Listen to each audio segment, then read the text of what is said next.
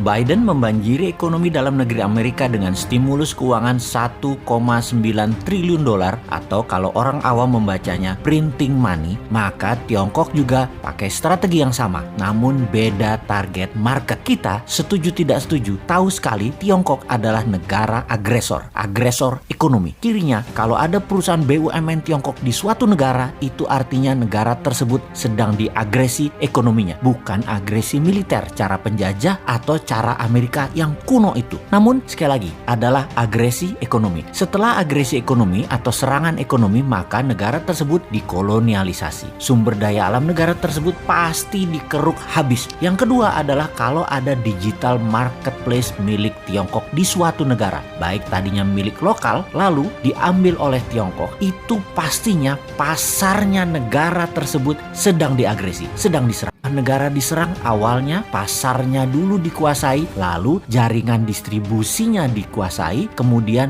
jaringan produk Tiongkok masuk. Kemudian ketika sistem pembayaran non tunai asing masuk atau pembayaran non tunai milik lokal kemudian dicaplok Tiongkok langsung atau tidak langsung, ini artinya sistem keuangan negara tersebut sedang diagresi. Semua ini terbungkus rapih dengan propaganda manisnya nanti ekonomi suatu negara tersebut jika berhentinya akan indah. Itu janjinya mereka, itu persepsi yang diberikan oleh mereka. Tapi nanti negara tadi suatu hari mereka jadi tua. Nanti negara yang diagresi tadi jadi kurus. Negara yang dikoloni jadi jelek, tak terawat karena nggak ada biaya maintenance, nggak ada biaya krim malam, nggak ada biaya sunblock, nggak ada biaya PRP, nggak dikrimbat rambutnya, nggak dipilates bodinya, nggak dikasih makan sehat tubuhnya. Begitu tua, jelek, penyakitan, pindahlah Tiongkok tadi cari bini baru. Sama, nggak bakal dirawat juga mereka. Ya dipakai terus aja sampai kering. Sedulur, perlukah kita urai apa sih yang negara tersebut atau negara selir-selir Tiongkok itu dikerjainnya? Juga ada pertanyaan, kok banyak sih negara mau jadi selirnya dan harus melayani kaisar Tiongkok tersebut? Strategi ekonominya ya sama seperti informasi di awal, dengan printing money. Itulah mengapa kita katakan berkali-kali, siapa negara yang pakai MMT? Ya hanya Tiongkok dan Amerika. Negara lain pakai teori ekonominya Adam Smith, pakai John Maynard Keynes, pakai ilmu-ilmu itu dah. Lalu bagaimana cara agar setelah SDA sebuah negara sudah di tangan, agresi berikutnya adalah pasar digital atau marketplace, dan setelah itu apa lagi? Yang dilakukan adalah mencekik ekonomi kelas bawah dengan mendapatkan dolar dari negara yang diagresi, agar kering mata uang internasionalnya, agar kering mata uang multi currency negara yang diagresi tersebut. Tiongkok memberikan insentif di dalam negerinya. Insentif setiap dapat dolar dibayar renminbi 3 kali lipat. Misalnya baju batik place, batik Indonesia, buatan Indonesia, harga pasarannya adalah Rp150.000 untuk atasan. HPP Garment di Solo katakan Rp80.000. HPP ini harga pokok di mana-mana di seluruh dunia ya 11-12 lah. Pasti orang semua bahannya sama, hitung-hitungannya pasti sama. Di marketplace tadi dijual Rp50.000 loh atasan tadi. Itu pabrik di seluruh dunia juga bingung. Mereka bisa jual Rp50.000 di bawah HPP. Apa untung? Jadi panik lah para reseller. Borong jual di online, di tempat lain harganya Rp80.000. Pabrik di Pekalongan, pabrik di Solo, pabrik di Bandung, kemudian ya mati bertumbangan. Produksinya nggak ada yang nelen, nggak ada yang beli. Itulah strategi membunuh produksi, membunuh ekonomi UKM di sebuah negara. Lalu si pengusaha Tiongkok yang dapat $4 per baju tadi, untung dagangnya bagaimana? Oh ya rugi kalau secara dagang. Modal dia kan tetap aja Rp80.000. Tetapi ketika $4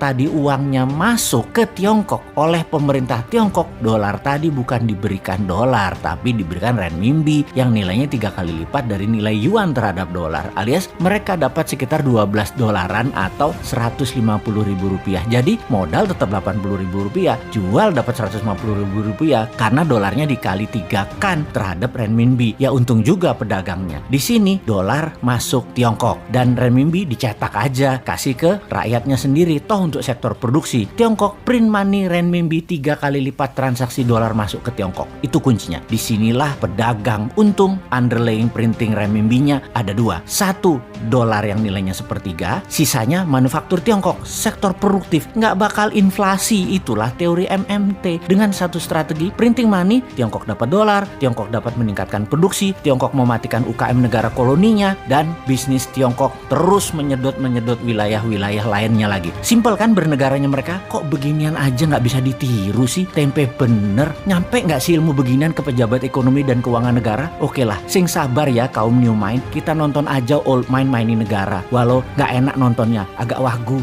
kikuk.